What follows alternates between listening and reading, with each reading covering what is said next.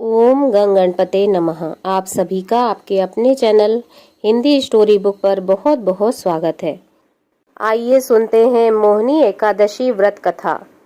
धर्मराज युधिष्ठिर ने कहा, हे भगवान, मैं आपको नमस्कार करता हूँ। आपने बैसाख मास के कृष्ण पक्ष की एकादशी अर्थात वरुथिनी एकादशी के बारे में विस्तार पूर्वक बतलाया। अब आप कृपा करके बैसाख शुक्ल एकादशी का क्या नाम है तथा उसकी कथा क्या है, इस व्रत की क्या विधि है, यह सब विस्तार पूर्वक मुझे बतलाइए। भगवान श्री कृष्ण कहने लगे, हे धर्मराज, बैसाख मास के शुक्ल पक्ष की एकादशी को मोहिनी एकादशी के नाम से जाना जाता है। मैं आपसे एक कथा कहता हूँ जिसे महर्षि वशिष्ठ ने श्री रामचंद्र जी से कही थी। राजन, आप कृपया ध्यान पूर्वक सुने। एक समय श्री राम बोले कि हे गुरुदेव, कोई ऐसा व्रत बताइए जिससे समस्त पाप और दुख का नाश हो जाए। मैंने सीता जी के वियोग में बहुत दुख भोगे हैं। महर्षि वशिष्ठ बोले, हे राम, आपने बहुत सुंदर प्रश्न किया है। आपकी बुद्धि अत्यंत शुद्ध तथा पवित्र है। यद्यपि आपका नाम स्मरण करने से मनुष्य पवित्र और शुद्ध हो जाता है, तब भी लोकहित में यह प्रश्न अच्छा है। वैशाख मास में जो एकादशी आती है उसका नाम मोहिनी एकादशी है। इसका व्रत करने से मनुष्य सब पापों और दुखों से छूटकर मोह जाल से मुक्त हो जाता है। मैं इसकी कथा कहता हूँ, ध्यान पूर्वक सुनो। सरस्वती नदी के तट पर भद्रावती नाम की एक नगरी में धुतिमन नाम का एक चंद्रवंशी राजा राज करता था। वहाँ धन्य धान से संपन्न व पुण्यवान धनपाल नामक वैश्य भी रहता था। वह अत्यंत धर्मालु और विष्णु भक्त था। उसने नगर में अनेक भोजनालय, प्याऊ, कुएं, सरोवर, धर्मशाला आदि बनवाए थे। सड़कों पर आम, जामुन, नीम आदि के अनेक वृक्ष भी लगवाए थे। उसके 5 पुत्र थे, सुमना, सुबुद्धि, मेधावी, सुकृति और धृष्ट बुद्धि।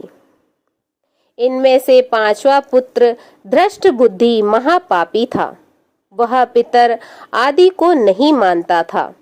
वह वेश्या, दुराचारी मनुष्यों की संगति में रहकर जुआ खेलता और पर स्त्री के साथ भोग विलास करता तथा मांस और मदिरा का सेवन करता था। इसी प्रकार अनेक कुकर्मों में वह पिता के धन को नष्ट करता रहता था। इन्हीं कारणों से त्रस्त होकर पिता ने उसे घर से निकाल दिया था। घर से बाहर निकलने के बाद वह अपने गहने एवं कपड़े बेचकर अपना निर्वाह करने लगा। जब सब कुछ नष्ट हो गया तो वेश्या और दुराचारी साथियों ने उसका साथ छोड़ दिया।